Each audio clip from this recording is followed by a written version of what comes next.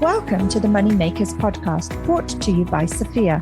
Sophia is an exciting education platform for women with a goal to increase diversity and inclusion in early stage investing.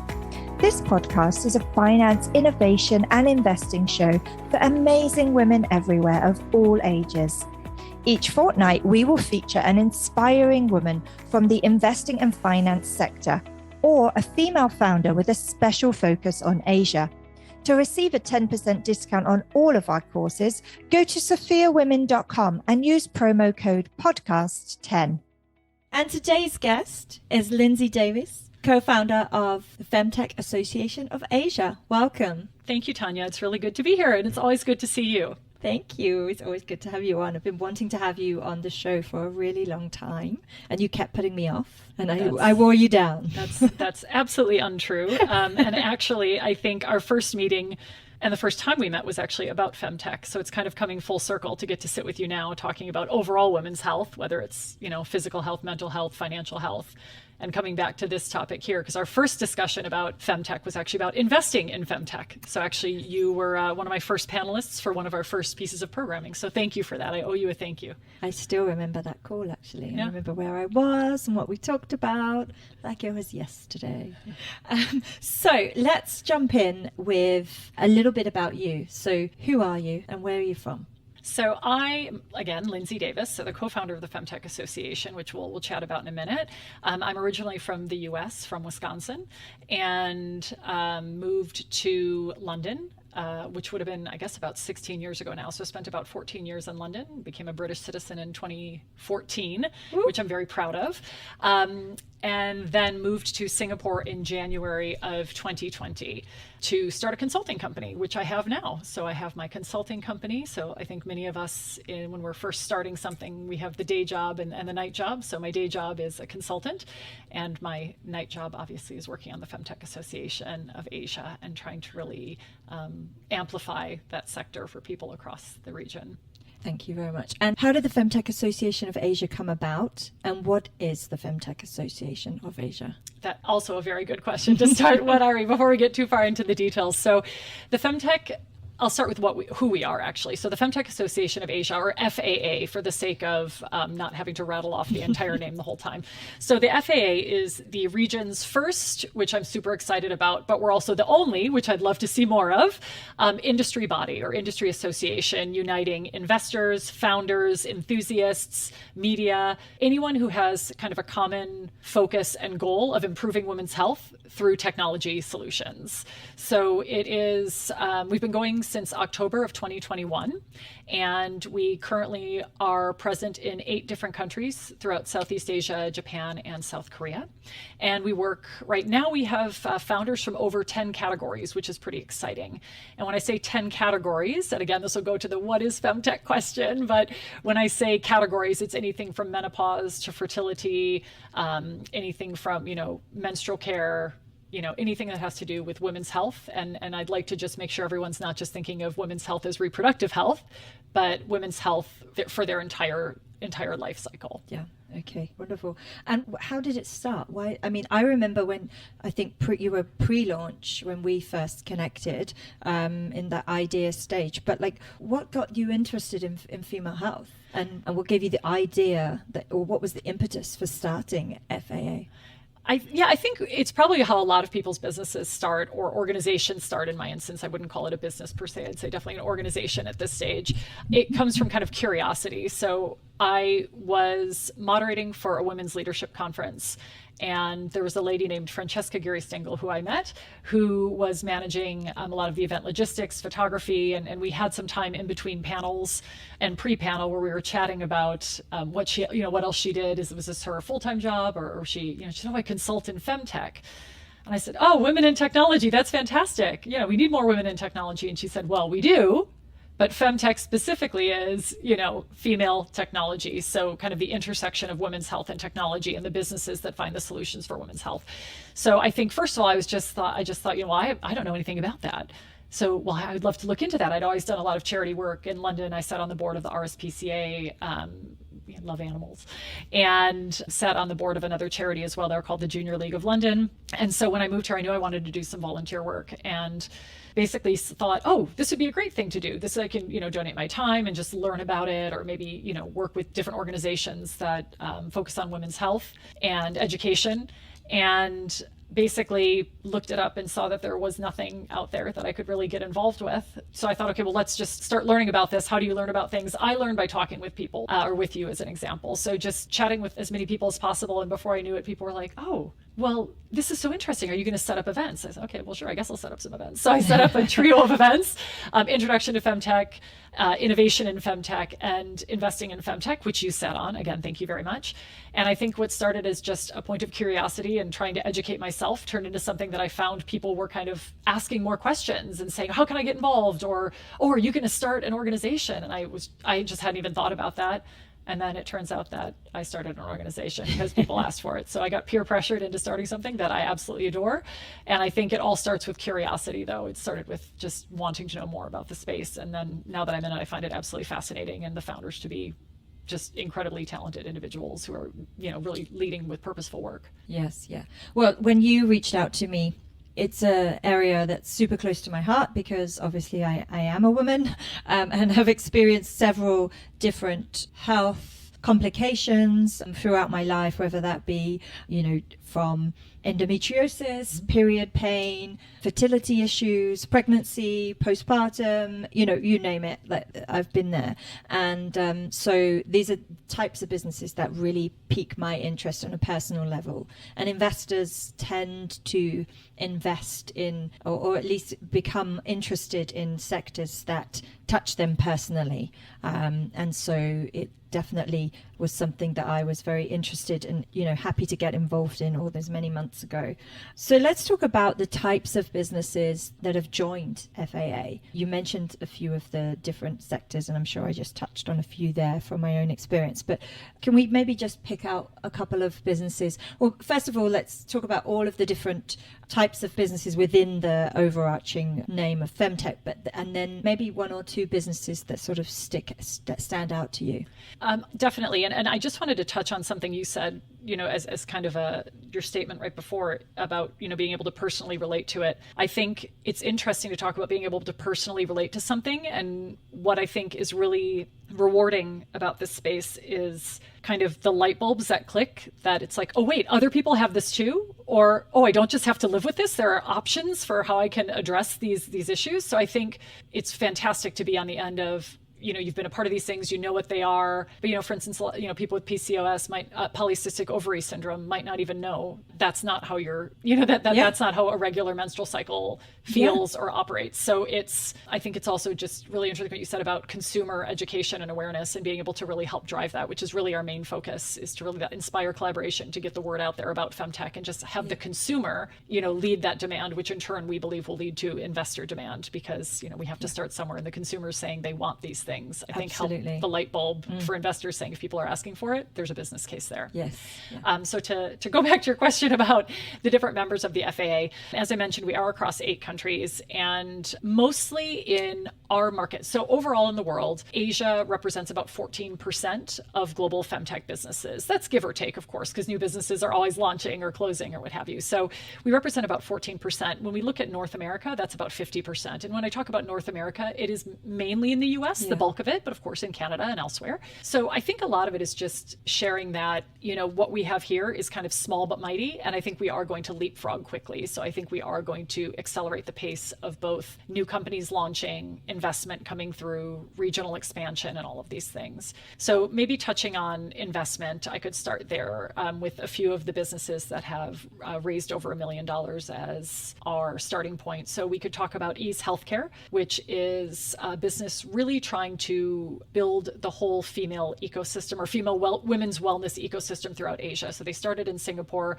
with birth control, at-home STI testing. They've now moved into preventative care for UTIs, urinary tract infections, and are just even expanding beyond that to soaps and cleansers, etc. So I shouldn't say soaps, I should say personal cleansing. So we're seeing them move into the Philippines. So there's just been a big announcement that they've moved there. They've raised 1.3 million as a starting point. We have another one of our members, 2+ Fertility, under Hannah Life Technologies as the broader group, and they've raised over $5 million. So it is exciting to see some traction taking place here in the region. The majority of our businesses are pre-seed and seed, though, so I think it's a really great place for angel investment. Yeah. And I think as momentum grows, because what we see is a lot of our members do bootstrap. They do their own work, they really hustle, and they put their own time and money into it, and are building products for longevity. And so I think with that in mind, eventually would like to see more of the VC investment or PE investment come in to the businesses. Let's talk about investment, because number one, it's my sort of specialism, and number two, I think it's probably been the biggest challenge for the sector as a whole, and why we're not seeing why this is a relatively new sector. Females have always had health needs. It makes very little sense, and so I want to dive into this. And I think something I said earlier around investors investing into something they can relate to probably is the crux of the investment challenge. So my observations as an investor is that we have a largely male venture capital ecosystem. That is changing. There are more and more women VCs out there, but when you look at the amount of the AUM, so the assets under management, so the amount of cash that they have to invest, it is pretty small. And so, the impact of that, I wouldn't say minimal, but it is, conservative. So we do need to see more female investors, I believe, in order to see more female founders funded, specifically dealing with challenges for female health in this space. So it's interesting because the females that my observations are these, that women are often building businesses that are dealing with challenges that they personally have overcome, or that they're facing. So when women are building businesses like that, it's, they're inevitably for the end user is for women, and then taking those businesses to male investors, or largely male groups of male investors, it's very obvious that there would be challenges. Because, how many 50-year-old guys have had a period, and so it's not about blaming the ecosystem. It's about acknowledging that we invest into products and services and people that we can relate to. And it's hard to relate to a female health challenge as a man. A lot to digest there, Tanya. So, first of all, when it comes to founders, 80% of founders in the FemTech industry are female. And I think it makes sense. Like you said, we can really relate to these problems that we have, or our friends have, our family has. So to note is that here in Asia, we are actually 90% female founders. So I did want to just raise that from the founder side. When it comes to funding, there was an article in 2021 from McKinsey that quoted 44% of private equity and venture capital money coming for digital health was being placed in Asia. So 44% of digital health money globally was being placed in Asia. And so when we look at that, only 3% of global funding goes towards FemTech of VC money. So I think it's interesting to just see kind of that digital health. Clearly people understand digital health, the need for telehealth, the need for more people to have, the access to healthcare with kind of different infrastructure, accessibility, different places, access to different quality of medical care, type of medical care, specialists, what have you. So just what people need and what they have accessible to them, again, using the word access. But I think it's how do we incorporate FemTech, and almost thinking of it as like, is it under health, digital health, or is it its own thing? Because really, women's health would love it to just say healthcare, and at some point that would obviously include women's healthcare. But that's, I think, kind of the point of why we're doing this. Is that's saying the objective. It's not there yet, but we're not there yet, and therefore we started this, this association to start raising that awareness again with education at the forefront. So we really focus on thought leadership, programming, amplification, and community building, of course. Yeah, it's really interesting because I think that you're right. We want to get to a place where we say healthcare, and that includes women. I mean, we are 51% of the population. So to have women's health overlooked, how, you know, in the way that it has been for so long, is incredible. And I would love to just remind, like, for a lot of people, I think a lot of people don't understand the significance or the relevance and the importance of having more women in the financial ecosystem and how that impacts you and I on a day-to-day level. And I know you and I have talked about this a lot, but this is something when I explain to people, the penny drops for them. So, and the thing I want to talk about is that when you and I go to the doctor and we ask for, you know, excuse me, what are our contraception options? What are our options for managing endometriosis? What are my fertility options? Whatever our health consideration is at the time, quite often the doctor will turn around and say, well, you've got option A, you've got option B, and you've got option C. And here are all the problems with option A, here are all the problems with option B and C, respectively. And you'll sit there and you'll say, oh, they sound like a plethora of really bad options.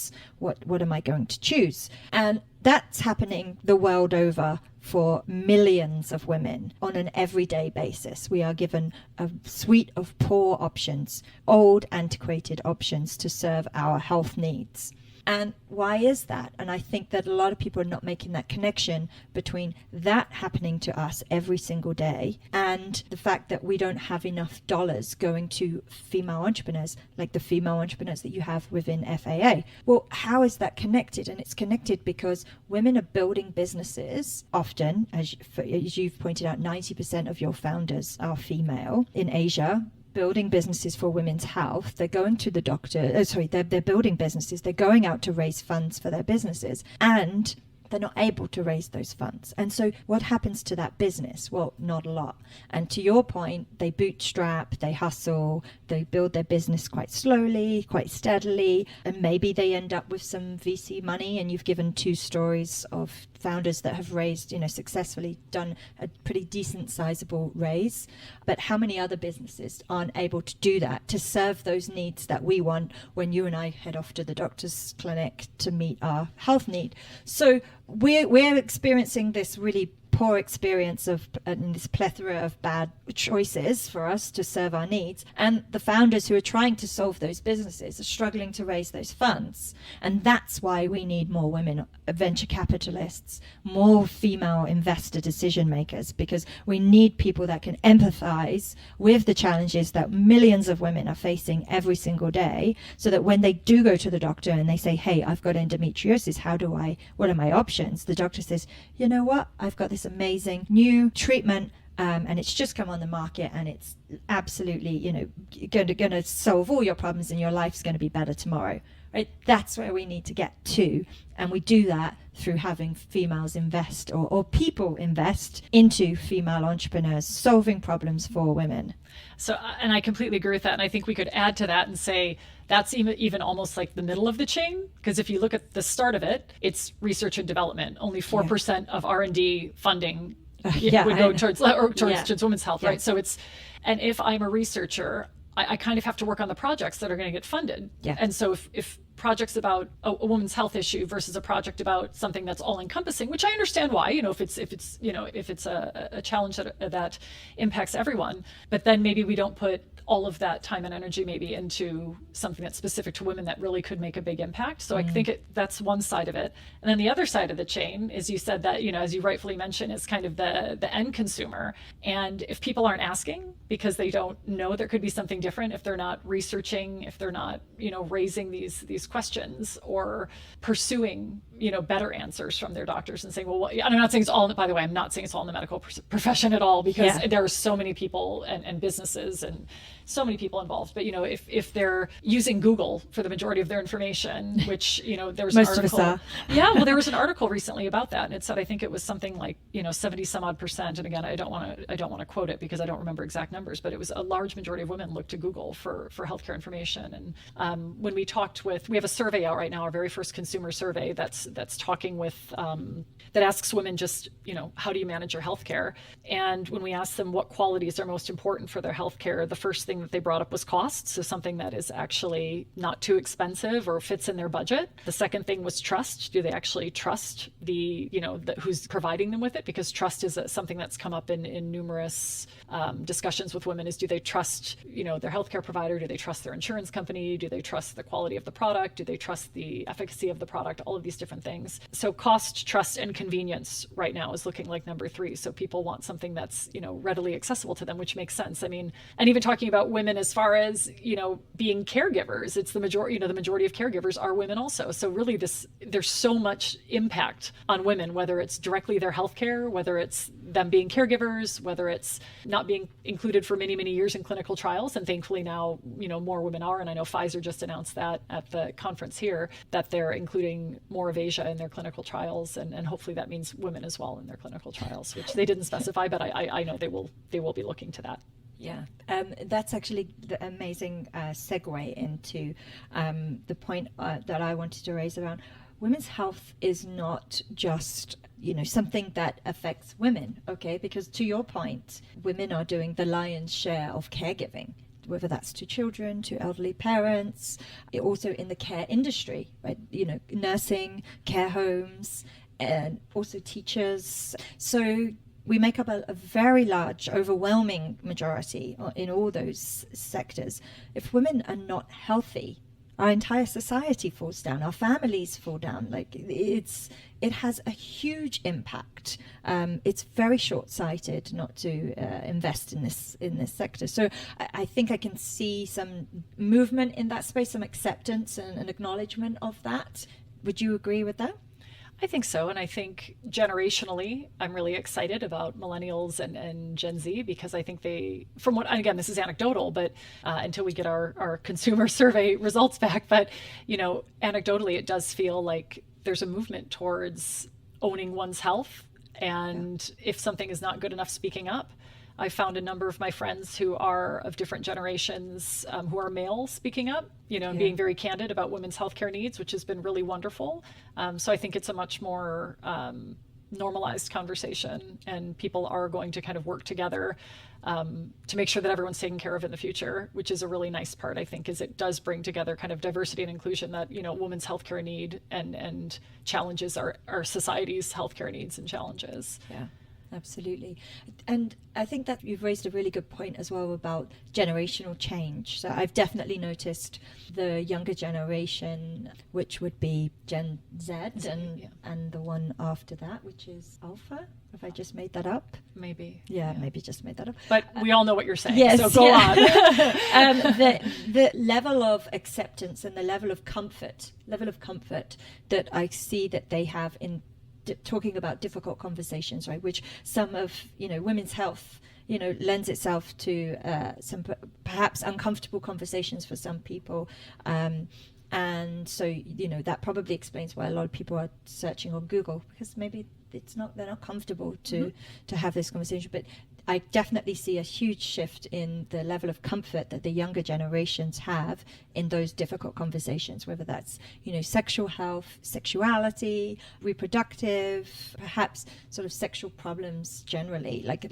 much more comfortable in having those conversations, which normalizes things, and it leads to companies coming through that are there to serve needs. And the more we talk about it, the more open and the more accepting, the more companies we will have serving everyone, fulfilling the needs that we have. And also inspiring people to become entrepreneurs in this space, instead of just saying, I'm going to be an entrepreneur, I'm going to go, there are all these, FinTech, PropTech, all these really exciting avenues for entrepreneurship. And it's actually saying, hey, everyone, you can be a FemTech entrepreneur. This is another option. And I think it's not something, again, I hadn't heard of it before, and I'm not saying I know everything, certainly, but it just hasn't been in the conversation ever. So I think it's exciting to think that this could be a career path for people as well, for people to see that they could have, real career options in this. Especially with investment coming in on it. Yes. The Moneymakers podcast is brought to you by Sophia, the place for women to learn, invest, and change the world. Sophia is an education platform for women, providing much-needed courses on personal finance and investing, with a goal to increase diversity and inclusion in early-stage investing. Go to sophiawomen.com and use promo code podcast10 to receive a 10% discount on all of our courses.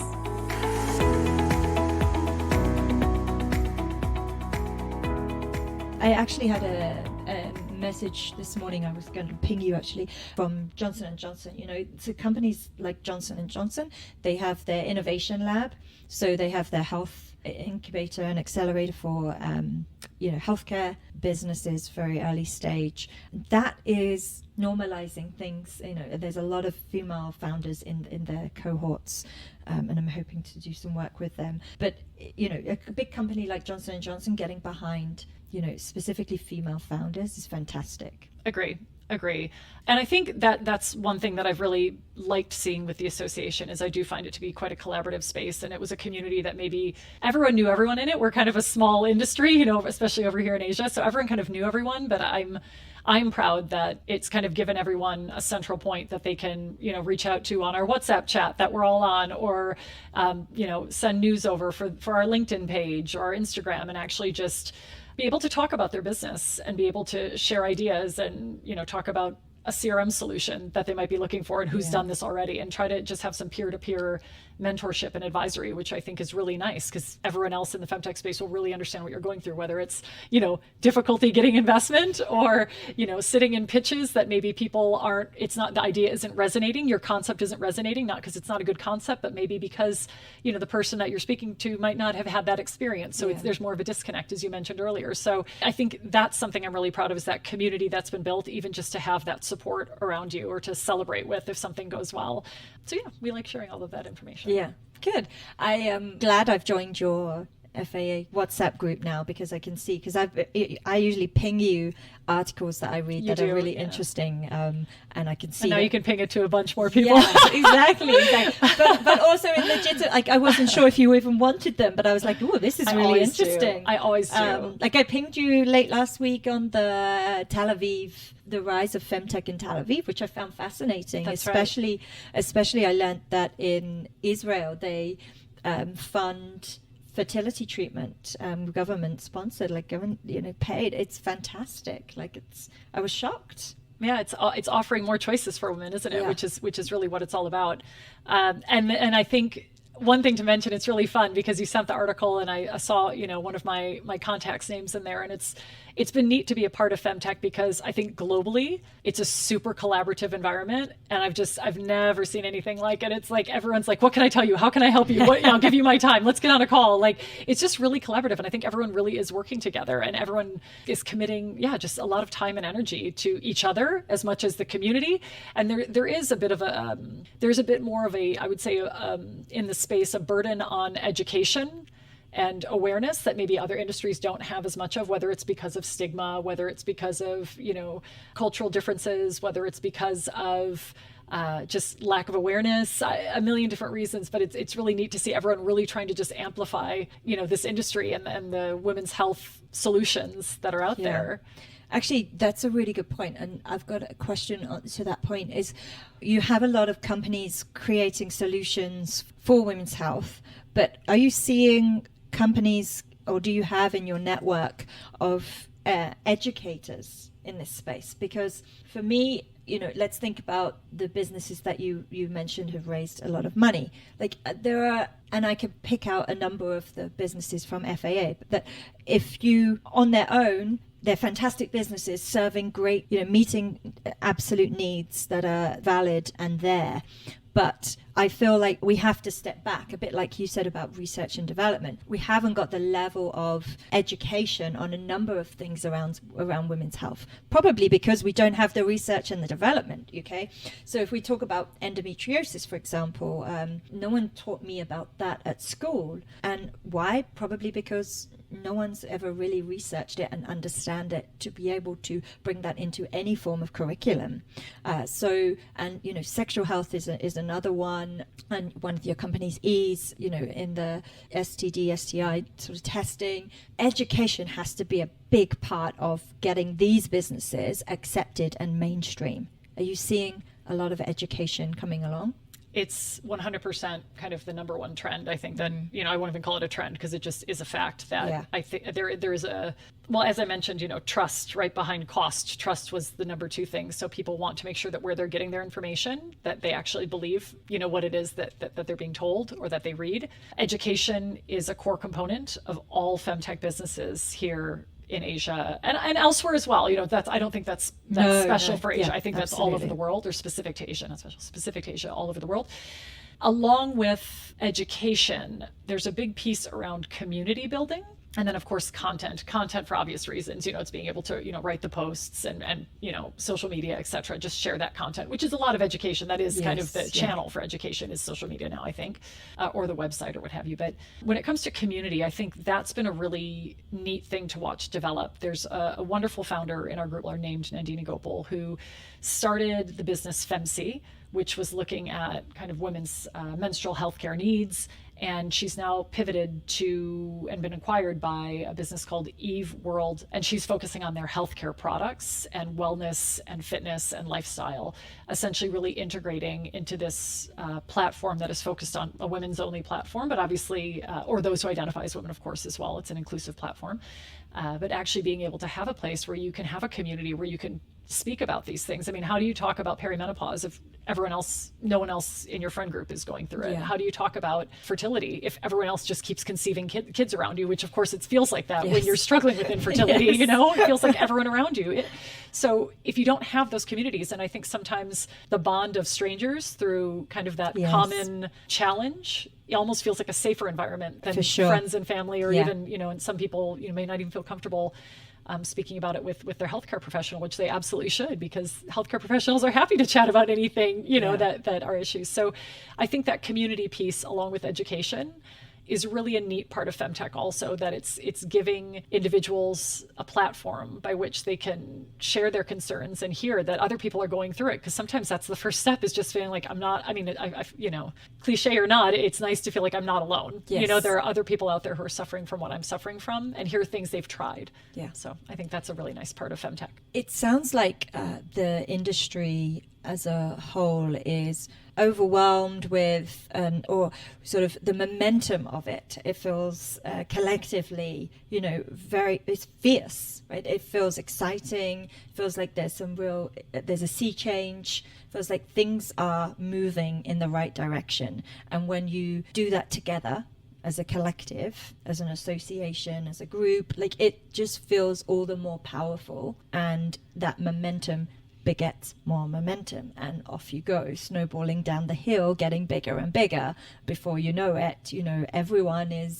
this is interwoven into our traditional VC ecosystem. We're not saying, hey, I'm a FemTech business. It's just, I'm a business. I represent a business. I'm a founder of a business. And it's like, we drop that kind of thing because it's just normal. It's accepted. Everyone's talking about it. Everyone's educated. Everything starts at the education.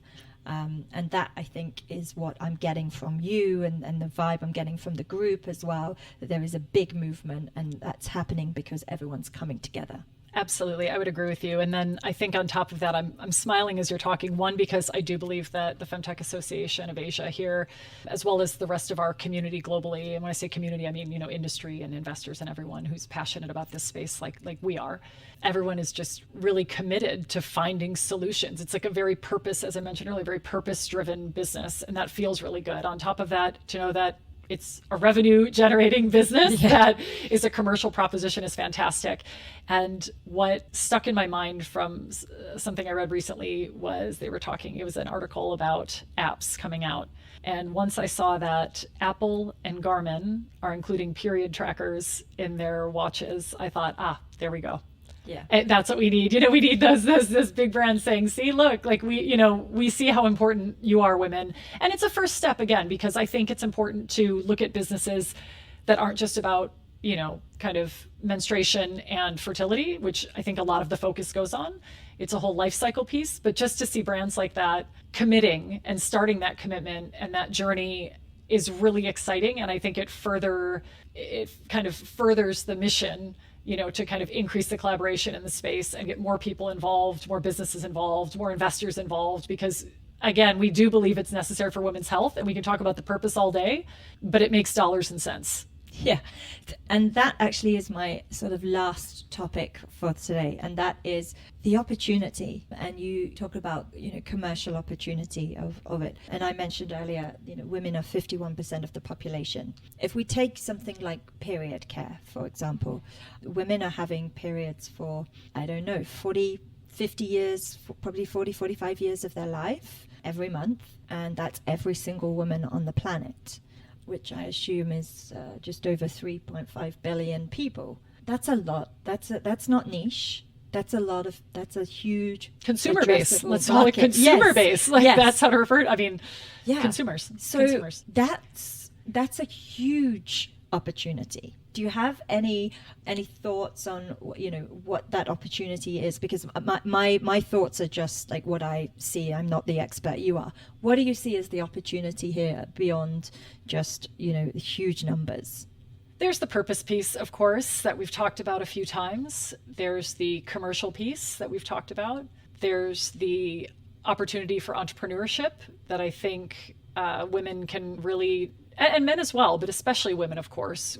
It's exciting to see women kind of owning this space as founders, because we are obviously starting a lot of the businesses that are out there, but we're also the end consumer. So it's highly relatable across the whole journey. I think that opportunities for the space would be looking at expansion throughout Asia. So obviously a lot of the businesses start here in Singapore, but seeing, Fern move into Malaysia, or another one of our members, Speed Doc, which serves, men and women, but Speed Doc move into Indonesia, Ease moving into Philippines. I think we're starting to see more and more businesses expanding out. I think India is a super exciting market to bring them into our association and have more people from, this amazing country with, so many great businesses already there. So would love to kind of partner more with India and really expand our reach and motivation for more people to get involved in women's health and technology. And I think just, again, generational. So the changing tide of whether it's the economy, more women in the labor force, whether it's women finding their voices and having financial means because they've made good investments, or, they've had jobs that have increased their salary, and we're seeing, more equality and equity in the workplace, which is really exciting. So I think that's giving women more decision and choice, and being able to spend on their own healthcare. Because, if they spend on their own healthcare, they can be better prepared for work, be better prepared for their family, take better care of, their community, everything around them. So those are just a few points. Sorry, I feel like I'm chatting a bit much, but I guess I could talk about this for hours, because I just believe so strongly that, this really is, an industry that, and a consumer that's under-researched, underserved, and underfunded. And if we can turn those things around, I think it really is just a world of opportunity for where we could go. Here. I agree. It's fantastic. I am super grateful for you starting FAA, because I'm now a part of it, but also because I think it's really needed in this region.